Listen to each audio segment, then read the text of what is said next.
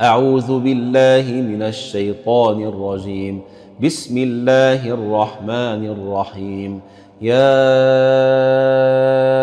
أيها الذين آمنوا كتب عليكم الصيام كما كتب على الذين من قبلكم لعلكم تتقون أياما معدودات. فمن كان منكم مريضا أو على سفر فعدة من أيام أخر، وعلى الذين يطيقونه فدية طعام مسكين، فمن يطوع خيرا فهو خير له، وأن تصوموا خير لكم إن كنتم تعلمون.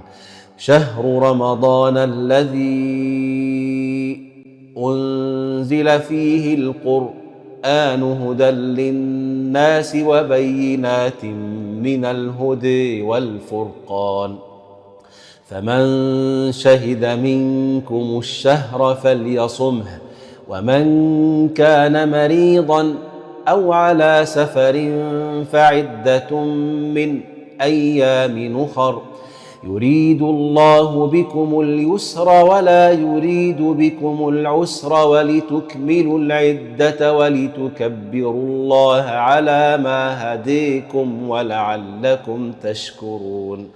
وإذا سألك عبادي عني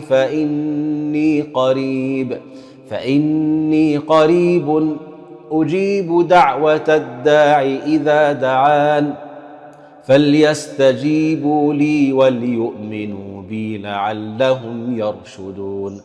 أحل لكم ليلة الصيام الرفث إلى نسائكم هن لباس لكم وأنتم لباس لهن، علم الله أنكم كنتم تختانون أنفسكم فتاب عليكم وعفى عنكم، فالآن باشروهن وابتغوا ما كتب الله لكم وكلوا واشربوا حتى يتبين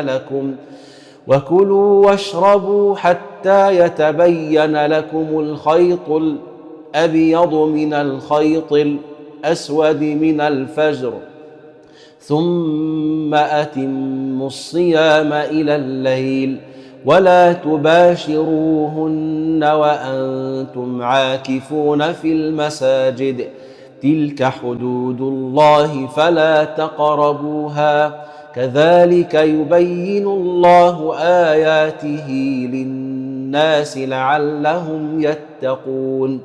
ولا تأكلوا أموالكم بينكم بالباطل وتدلوا بها إلى الحكام لتأكلوا فريقا من أموال